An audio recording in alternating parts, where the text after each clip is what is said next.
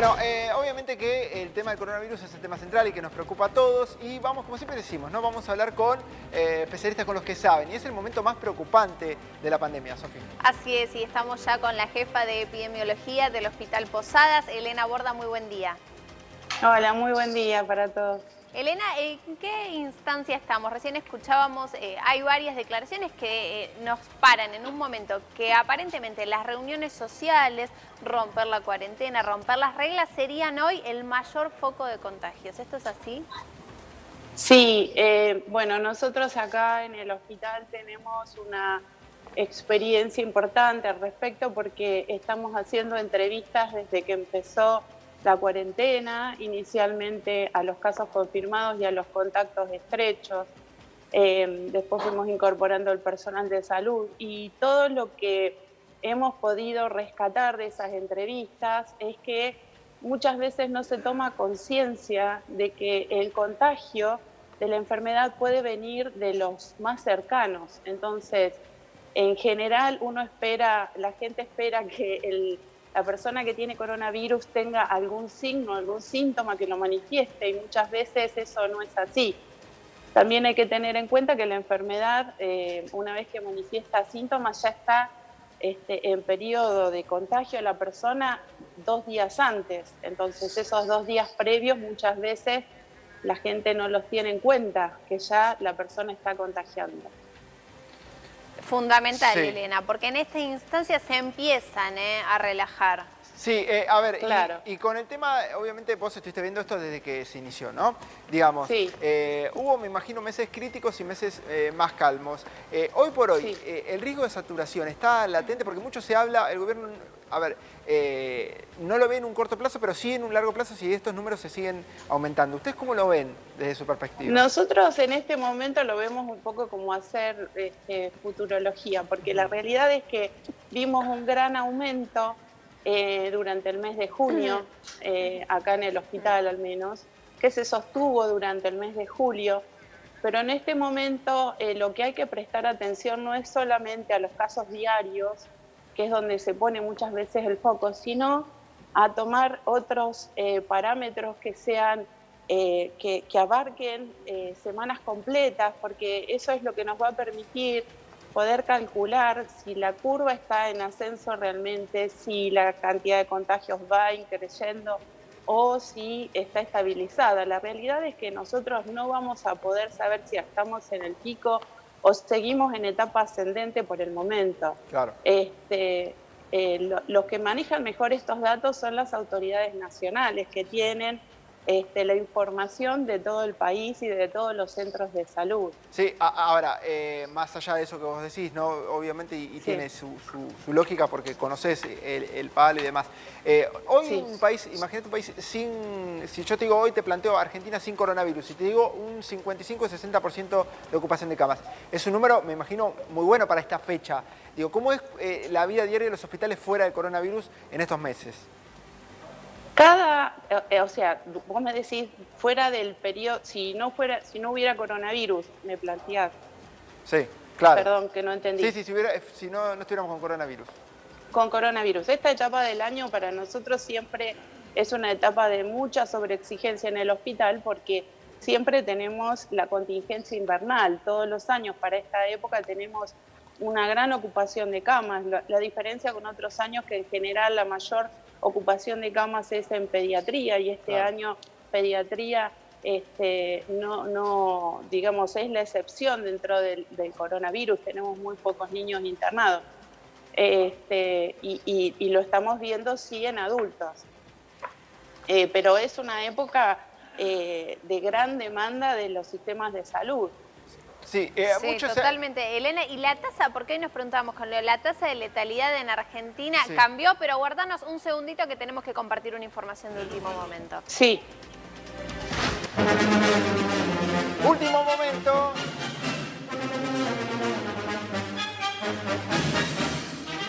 Allanan las oficinas de Vicentín en Avellaneda, Santa Fe. Bueno, exactamente, Leo, esta es información de último momento. Está ocurriendo en estos instantes, precisamente, por orden de la justicia. Nuevamente, tenemos que decir allanamiento, porque ya en la jornada de ayer jueves se había allanado. A ver, la empresa, obviamente, que es un gigante, tiene varias sedes. En este caso se está llevando un procedimiento en la sede ubicada en Avellaneda, provincia de Santa Fe. Por supuesto, en la jornada de ayer fue en la ciudad de Reconquista. Se están buscando libros contables. Todo esto en el marco de esta causa, donde se están investigando las irregularidades en el otorgamiento de créditos del Banco Nación, créditos millonarios, a la empresa durante la gestión de Cambiemos. Aparentemente hay material probatorio realmente muy importante y lo que se está buscando es documentación, concretamente balances, documentación contable que está requiriendo el fiscal y el juez para la causa. Gracias, Gus. Vamos a seguir ampliando, por supuesto, esta información en minutitos. Seguimos hablando con la jefa de epidemiología del Hospital Posadas, María Elena Borda. María Elena, hacíamos mención hace un instante a la tasa de letalidad. ¿Qué pasa con la cantidad de fallecidos que hay en Argentina? ¿Cambió, no cambió? ¿Es para preocupar? La tasa de letalidad en Argentina es una tasa de letalidad baja, o sea, está dentro de lo esperado. La realidad es que esto es dinámico, todas las tasas son dinámicas y depende, siempre hay que pensar que la mortalidad se produce después del incremento de casos, o sea, una vez que se ocupan las camas, el fallecimiento es como que está desplazado respecto de la aparición de los casos confirmados.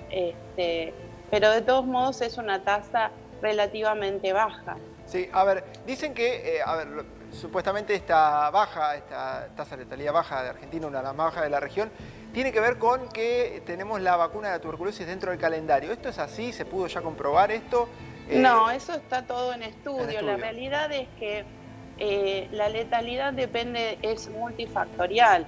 Entonces, lo que hay que considerar cuando uno habla de letalidad en esta enfermedad y en cualquier otra infecciosa, hay que considerar las enfermedades concomitantes o las enfermedades subyacentes que tienen los pacientes, porque muchas veces esos son los grandes condicionantes de que se produzca el deceso y los pacientes fallecen con coronavirus y no por el coronavirus. Claro, se entiende. Me refiero a pacientes oncológicos en estadios terminales, enfermedades cardiovasculares, enfermedades renales crónicas. Entonces, se produce el deceso cursando la infección de coronavirus, pero no siempre es la causa de la mortalidad. Claro. Muchas veces son pacientes ya en estadios terminales de la vida. María Elena, porque muchas veces sabemos que la atención con esos pacientes es de manera, no hay nada todavía certero, entonces se va trabajando, imagino, caso por caso. En el Hospital Posadas, ¿cómo fueron trabajando con los pacientes que tienen COVID? ¿Cómo fue su desenlace en general? Mira, en el hospital estuvimos trabajando con un equipo multidisciplinario, un comité de crisis dentro del hospital que incluye a los directivos, a los trabajadores de todos los espacios del hospital, a los jefes de departamento y de servicio. Se hicieron a su vez comisiones más pequeñas para trabajar temas puntuales. La organización que se logró en esta oportunidad en el hospital realmente es importante de destacar porque hubo una gran colaboración, un gran compromiso de todo el equipo del hospital. ¿Y cómo se los atiende a los pacientes? Porque sabemos que muchas veces es de manera experimental. Los pacientes ingresan por distintas vías acá al hospital.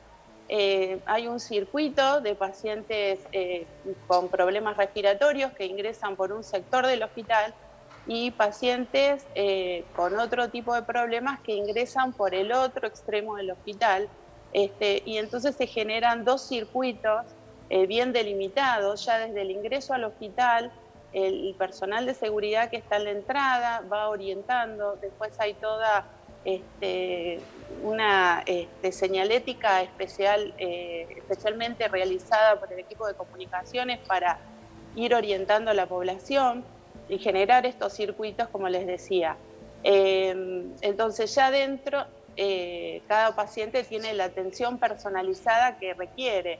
En ningún momento se dejó de atender a los pacientes ya crónicos del hospital, los oncohematológicos, los reumatológicos, los insuficientes renales crónicos. Esos pacientes siempre tuvieron atención, y es más, se creó un dispositivo de atención a distancia por una plataforma virtual. Hay un equipo trabajando también en eso.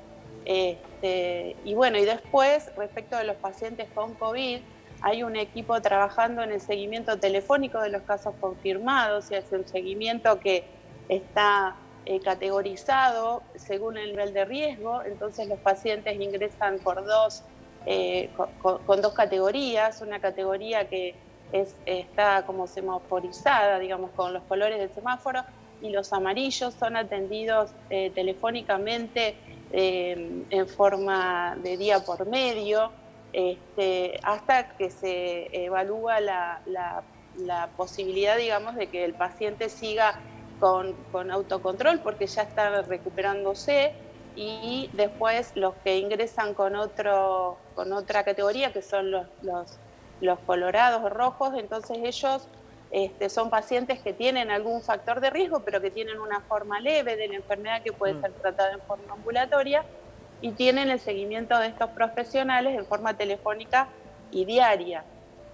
A medida que se van recuperando, van cambiando a la categoría de amarillos, y así, una vez que termina el control, el equipo de referencia y contrarreferencia los deriva al municipio, les informa al municipio que el paciente ha terminado los controles en el hospital, para que cada municipio sepa que esta persona que cursó coronavirus ya se encuentra recuperada y en el domicilio. Qué prolijo. Otras veces el protocolo. hay que buscarlos a los pacientes. Sí, a ver, es muy prolijo todo, y también, bueno, hay dos cosas que son positivas en nuestro país. La primera, que dentro de todo tiene y gracias a Dios, una baja tasa de contagio de personal médico. Digo, al principio con la inexperiencia y que teníamos con todo este tema, se complicó un poco, pero después se estabilizaron y hay muy buenos números. Hoy por hoy, ¿cómo está eso? Digamos, ¿siguen con el mismo protocolo o va cambiando día a día esto? No, va cambiando. Inicialmente siempre en varios países se ha reportado esta situación, sobre todo en los europeos. Hay una experiencia italiana que hace referencia a esto, que inicialmente se enfermaban los médicos familiares, los de familia, que eran los que iban casa por casa. Acá lo que nos pasó es que el personal de salud tiene un pluriempleo, o sea, trabaja acá en el hospital y en otros lugares.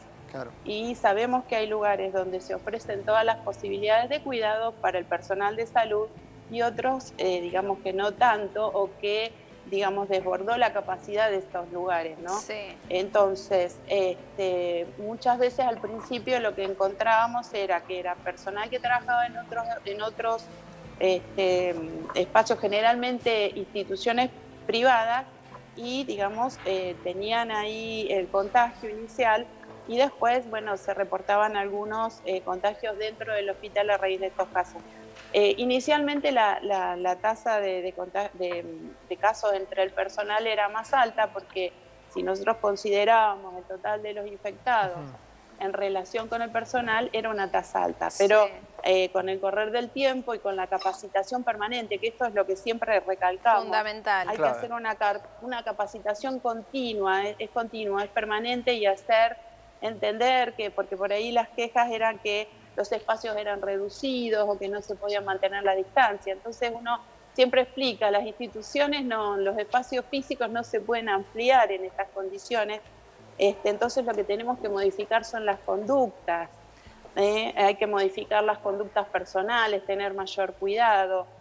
Si tenemos que ir a alimentarnos o es un momento de descanso, no hacerlo todos juntos en el mismo lugar, sino en grupos más pequeños, más reducidos. Sí. Repetir los cuidados. Hablamos todo el tiempo de un virus que no se ve, pero los médicos, cuando van a lugares y están en contacto, saben que el virus está ahí. ¿Cómo es ese desgaste emocional del médico tanto tiempo con estos cuidados, con tantos, por supuesto, tantas preocupaciones, un virus que se está analizando diariamente? ¿Cómo es ese desgaste de ese médico que está ahí, del enfermero, de todas las personas que están, por supuesto, atendiendo a personas con COVID? Mira, hace poquito estuvimos hablando con nuestra directora, la doctora Raffo, y nos decía, estamos todos en tensión permanente, y la realidad es que es así. La tensión es permanente, el cuidado es permanente. Hay momentos en que, como todos, momentos que nos agotamos, que tenemos ganas de llorar, momentos que decimos, bueno, esto ya falta poco, momentos que decimos, ¿cuándo va a llegar el final? ¿Cuándo llegamos a la cresta de la ola? ¿Cuándo empezamos a ver el otro lado de la ola? Y la realidad es que son cosas para las que nos preparamos todo el personal de salud. Estamos acostumbrados, no a este ritmo y tan continuo, pero nos hemos ido preparando durante toda nuestra carrera, ¿no es cierto? El que se mete en el área de salud sabe que estas cosas pueden pasar. Y se te escucha emocionada. Nosotros los que tenemos que dar contención a los otros, sí. Sí, se te escucha emocionada porque hay una realidad también, y es lógico lo decís. Por un lado tenés, me imagino el sentimiento, ¿no? Porque a nosotros nos ha pasado de venir a trabajar en estos contextos también, pero en el lado de ustedes que están ahí en la primera línea de batalla, es esa mezcla de decir, bueno, para esto me preparé toda la vida, el miedo lógico y la motivación, la motivación de decir, bueno, es ahora, es un momento histórico. ¿Te lo imaginaste, María Elena, con tu experiencia, atravesar algo así? Porque se te escucha, por supuesto, muy emocionada, se te deben mezclar un montón de sensaciones. Ya habíamos pasado por una situación, no de esta magnitud, pero algo parecido con la pandemia del 2009. Fue mucho más corta, duró 2 meses, empezó en mayo y en julio ya había terminado prácticamente. Ahora llevamos el doble de tiempo y todavía no vislumbramos el descenso, pero la realidad es que nos vamos conteniendo entre nosotros. El hospital, además, tiene mucho compromiso con la salud pública, con toda la región. Ustedes saben que el hospital atiende a una población de más de 6 millones de personas, o sea, está preparado para trabajar en esta área de influencia, ¿no es cierto? Y durante esta pandemia, digamos, se han trabajado todos los aspectos, inclusive el aspecto psíquico, digamos, del personal de salud. Hay todo un equipo de profesionales de salud mental que están a disposición del equipo de salud, además de los pacientes, por supuesto. María Elena, me imagino que eso es fundamental. ¿Y qué pasa con las personas que van con muchos síntomas? Se fueron sumando, la Organización Mundial de la Salud fue sumando una cantidad de síntomas y muchos, me imagino, ante el miedo o son asintomáticos o empiezan a psicomatizar algunos de estos síntomas, que son muchos. ¿Qué pasa con las personas que van? ¿Hay muchas consultas que finalmente no terminan en la nada o la gente es cauta para ir y hacerse un hisopado? Hay una gran variedad en este aspecto porque hay gente que es muy precavida, entonces inicialmente ante un mínimo síntoma consulta. Muchas veces ese síntoma no reúne criterios de caso sospechoso porque es un síntoma muy inespecífico. Entonces le decimos que se queden 72 horas en aislamiento y evaluamos si a las 72 horas es necesario realizar un hisopado o no. Otros pacientes que ya vienen prácticamente cuando está terminando el cuadro, cuando se sumaron tantos síntomas, porque dicen, no, yo soy alérgico, todos los años me gripo, este año es lo mismo. Pero la realidad es que una gripe de este año es coronavirus, hasta que se demuestre lo contrario. Entonces, hay gente que es más resistente a venir al hospital, gente que tiene miedo, gente que no sabe cómo estamos organizados, entonces, bueno, demora la llegada al hospital.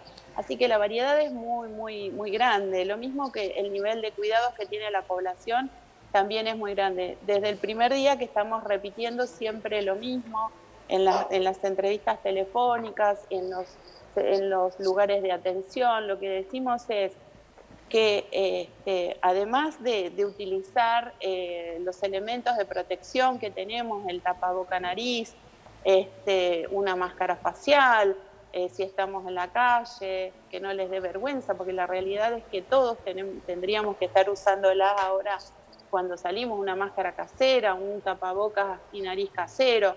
Esas son las formas de protegernos además del uso del alcohol en gel cuando estamos en la calle, si tenemos que salir a hacer alguna diligencia, digamos, ir a comprar algo o ir al médico, lo que sea, y lavado frecuente de manos cuando estamos con la posibilidad de hacerlo.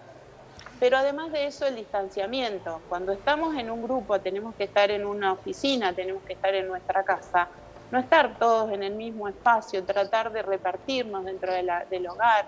Hay lugares que son muy pequeños, donde hay alta concentración de gente, hay barrios muy humildes que no tienen esta posibilidad. Lo que les decimos es que por favor sigan utilizando dentro del hogar el tapabocas si no pueden mantener el distanciamiento. La gente se queja, hay mucho, los profesionales también, de tener que usar todo el tiempo el tapabocas y nariz, pero la realidad es que es lo único que nos protege.